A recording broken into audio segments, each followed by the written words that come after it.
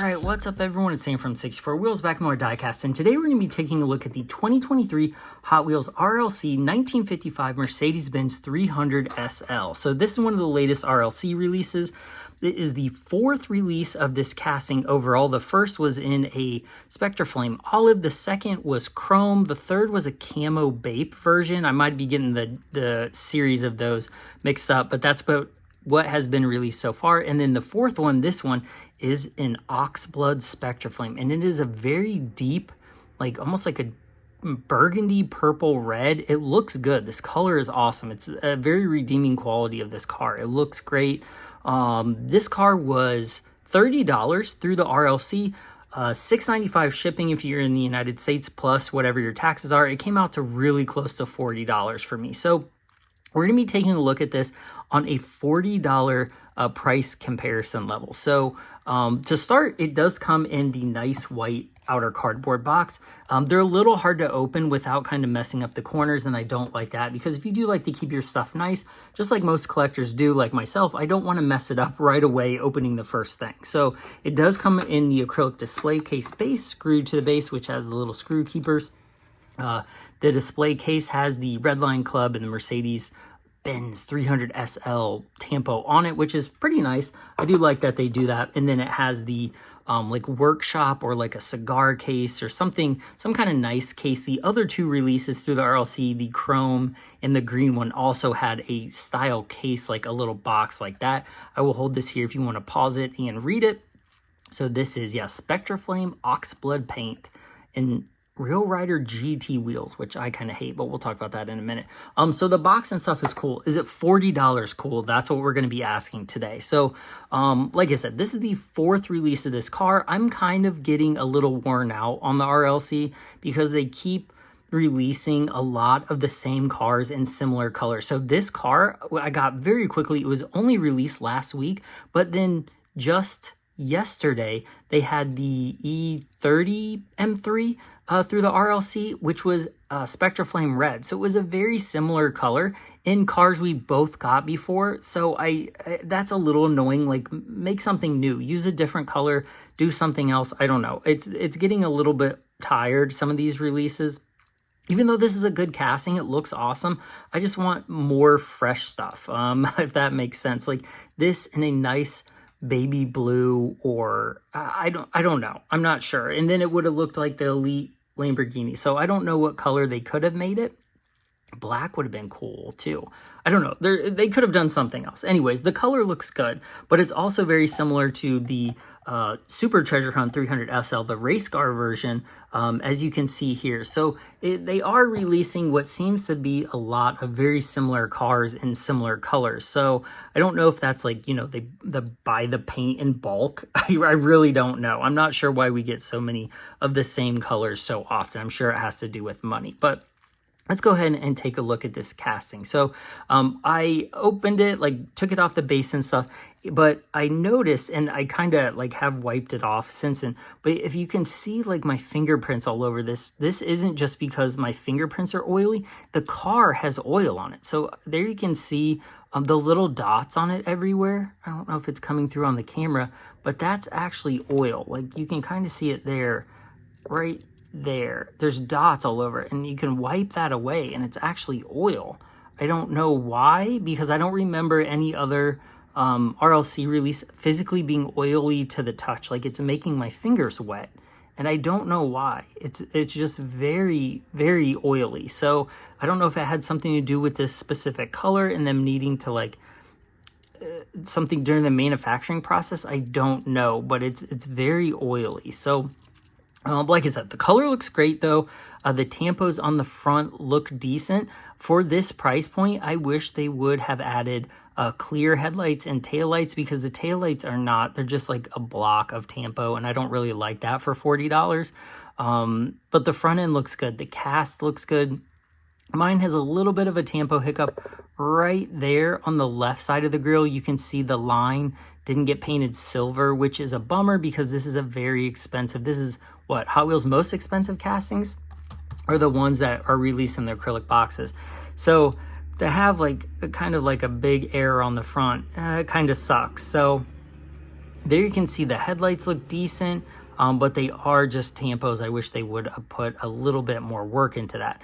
Then we move up to the hood and see the Mercedes logo does look pretty nice. So if you've seen my other videos or have bought any Hot Wheels recently, you'll know that the tampos they've been putting on them are terrible. Like, look at that Lamborghini logo. It is, you can't even see what it is. And then the remnants of it have been peppered all over the hood and it looks dirty. So I'm glad that Mercedes logo does not look like that, because if it was, I wouldn't be buying any more of these just because that's garbage. So the rest of the paint, like the silver door handles, the silver around the windows, all looks pretty good.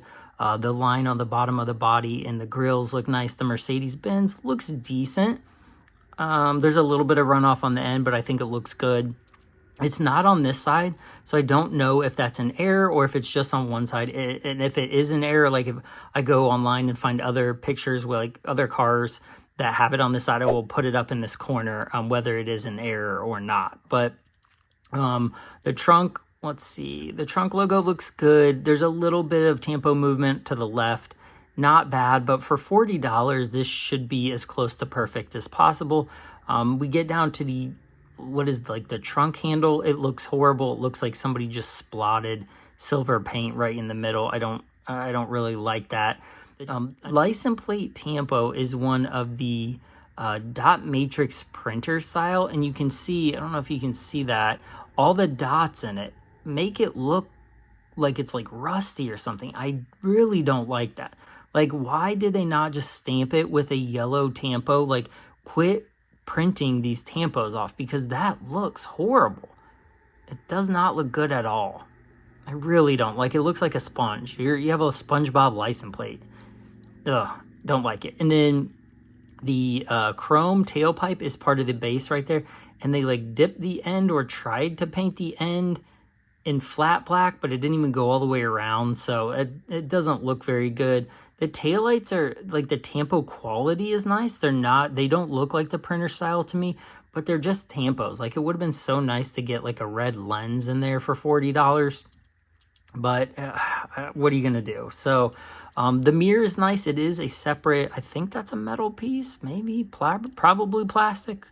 No, I think it's plastic, but it's cool that they actually molded that, took the time to mold that in there, because that is a nice feature of the vehicle. Move on to the interior. Interior, I would give this like a 4 out of 10. It is not good. To me, it looks like a wet Captain Crunch. Like, I don't know if you ever ate Captain Crunch. Like, it's shiny and it's like got that like almost like, again, a spongy texture. I just don't think they did a very good job detailing and coloring the interior. The cast is okay. Like, I think those seats look good. The seat belt buckles are painted, which is nice, but not well. Like, the fact that everything in the interior is a single color. There's no, like, you know, there's no carpet. There's no seat inserts. The wheel wells are the same color. There's no carpet on the doors. The inside of the doors are painted red. There's nothing on the inside of them. The steering wheel looks like a giant macaroni. Like, it looks like an uncooked macaroni noodle. Like a circle. Like a kid's mac and cheese noodle. And then the dash, it has some okay detailing, but they just like slap silver on there. There's no gauge detailing. They tried to paint the silver on the shifter and it looks okay. Like, there's not a lot of runoff on it, but it just doesn't have a lot of detail. And this is $40. This is their most expensive model. These models are $10 more, right? These are these 20 or 25?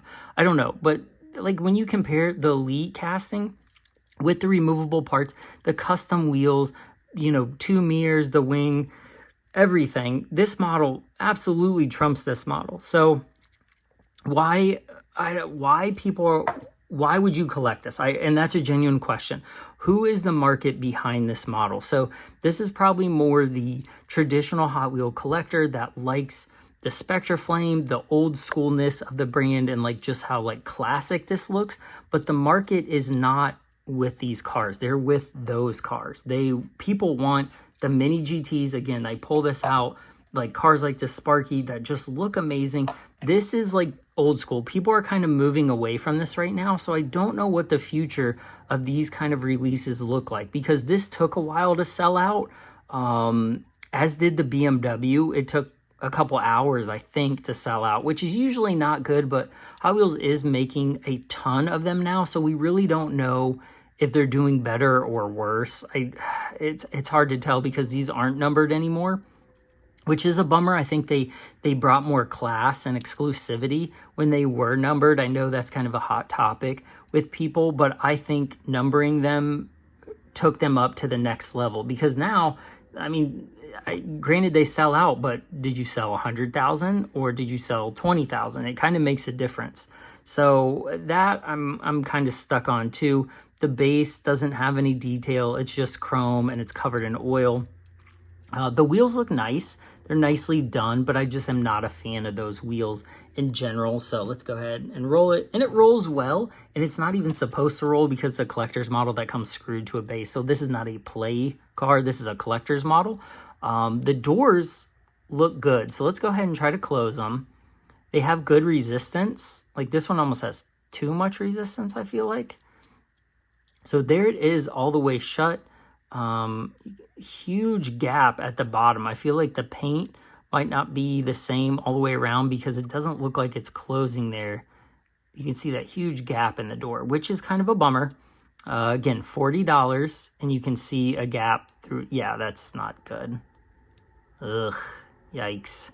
I mean, it's as tight as I can get it without like smashing it. So let's go ahead and see the passenger side if that one works better. That one has less resistance. Definitely fits better. So that's how it's probably supposed to fit. Even though there is a little bit of light coming through the bottom of the door, the top of the door fits better. But this one does not. It is kind of sticking out. I don't know if you can see that. It just doesn't fit very well. So $40, the best of the best. Some paint issues. The door doesn't fit right. The bad tampos on the license plate and the exhaust pipe. I don't know. I'm just kind of getting tired of these. Not that I'm getting tired of Hot Wheels. I'm getting tired of paying $40 for a release that just isn't that good. I'm going to be honest. Like, that interior is not a $40 interior. This paint job is not a $40 paint job. We're getting tampos that are half-ass quality and crooked. So, where do we go from here? That's the real question. You know, would you rather pay the $40 for a super treasure hunt like this and add that to your collection, or would you rather buy this for $40, knowing that it has subpar quality and some of the details could be better, but it just has good display value?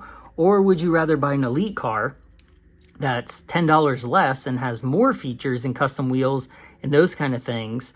Or would you rather buy something else like a mini GT or a Sparky or a poster car or something like that? Let me know in the comments what your thoughts are on these like classic style RLC cars, because I'd be interested in hearing your thoughts on those as well. So as a release, I think I would give it a 7, just because the casting is very nice. The color is amazing. The color is great, but I just wish there wasn't so much like oil on it so that I could actually see it. There is a little paint hiccup right there, I just noticed. Oh no. Well, that's not good.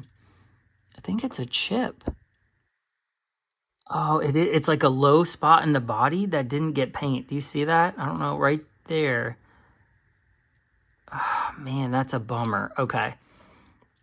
So that's two $40 cars in a row that I've gotten from Hot Wheels that has had like a kind of a major paint issue. The other one was the Jurassic Park one that had a huge chip out of the window or the mirror of that Jeep, and now this one. Man, that sucks. Is there a scratch in the middle of the hood? Okay, let me know your thoughts on the RLC. I'm getting over these cars. They're not like, I'm not going to be buying too many more of these, I don't think, unless I really like them, just because the quality is not there. And that is so unfortunate because this line is so great, but Hot Wheels needs to step it up. This is a message for Hot Wheels. Step it up. Fix your shit.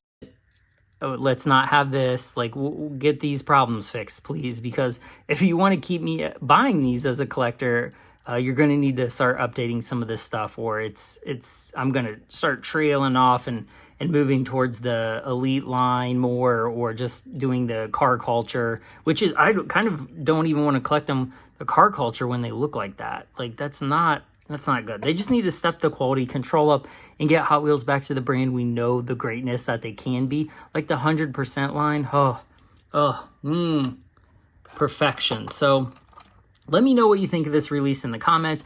As a whole, the package, the package is great, the display is great, but I would rather just pay less and get it on a card or a resealable package like the 143rd or something. So I don't know. Let me know your thoughts on this. I think it's okay. I don't want to buy it again. Like, if this comes out in another color, just because I have them all, I would probably buy it, but this is not one that I'm like gonna hoard because of the issues with it. But it's just, which is a shame, because this is such a good looking car too. So, well, I appreciate you watching. This has been Sam, 64 Wheels. Like and subscribe as always. I will put links to my other RLC unboxings from the various cars, including, I think I did the Olive Mercedes, the very first release of this, and then some other RLC cars like the Lambos and those kind of things. So if you're interested, linked in the description below. So appreciate you watching, like and subscribe, and I will see you guys in the next one. Bye.